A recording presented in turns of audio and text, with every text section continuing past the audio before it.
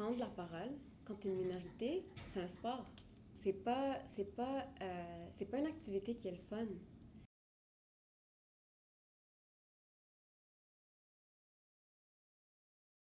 Ma première prise de parole en public, c'était une lettre d'opinion que j'avais envoyée au Devoir euh, pour parler de féminisme musulman. Et j'avoue que ça a été un peu le choc que j'avais reçu après ça. Ben, il s'en est suivi beaucoup de messages haineux, évidemment sous l'article en question, mais j'avais reçu beaucoup de messages aussi sur mes réseaux sociaux. J'avais même reçu des courriels sur ma boîte professionnelle à l'époque. Euh, Puis c'était pas des réponses pour répondre à mon propos, c'était des réponses pour m'attaquer personnellement. Une Barbie musulmane. Les coquerelles comme elle n'ont pas le droit de vivre. Prends garde, tu pourrais te retrouver avec bien des bleus. Hey la folle, on est chez nous ici. T'es conne, juste conne. Je pourrais peut-être te casser les dents, avec ton hijab, tu serais encore plus laide. Oui, je suis rendue habituée à la haine.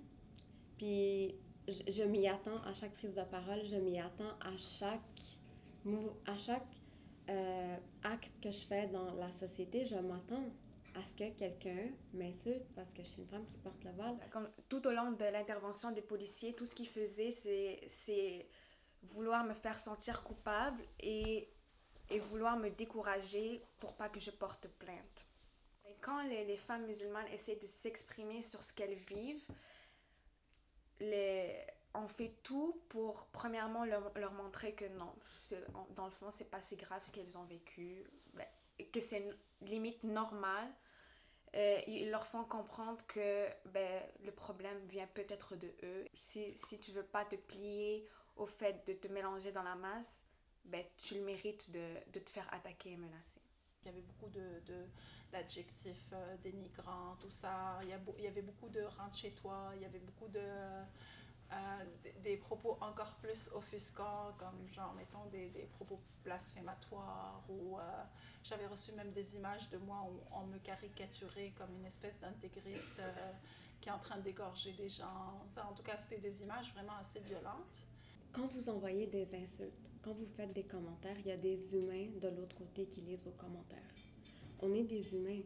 C'est pas parce que j'ai un morceau de tissu sur la tête que j'ai pas des émotions. Puis là, je parle pas juste pour moi, je parle au nom de toutes les personnes qui portent un signe religieux, ou de toutes les personnes qui sont différentes, ou de toutes les personnes qui appartiennent à une minorité ou à un groupe minoritaire.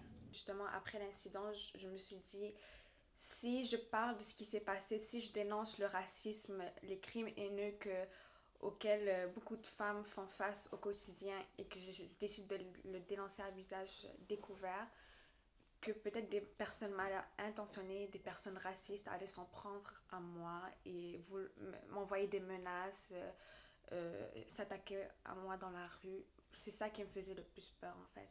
À chaque fois, les attaques étaient très personnelles, étaient sur ce qu'on est, sur nos identités. C'était toujours un discours pour nous remettre notre légitimité, en fait, en question, et puis nous dire, ben, vous n'êtes pas légitime à prendre la parole en ce moment.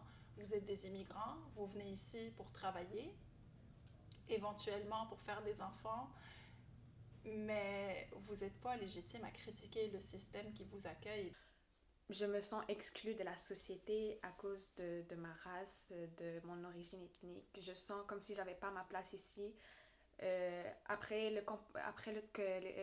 comportement des policiers, je sens que je suis pas traitée de la même manière que les autres et que pour eux, j'ai pas ma place ici. Et quand quelqu'un te fait ressentir ça, automatiquement, toi, tu sens que t'es pas, t'es pas à ta place.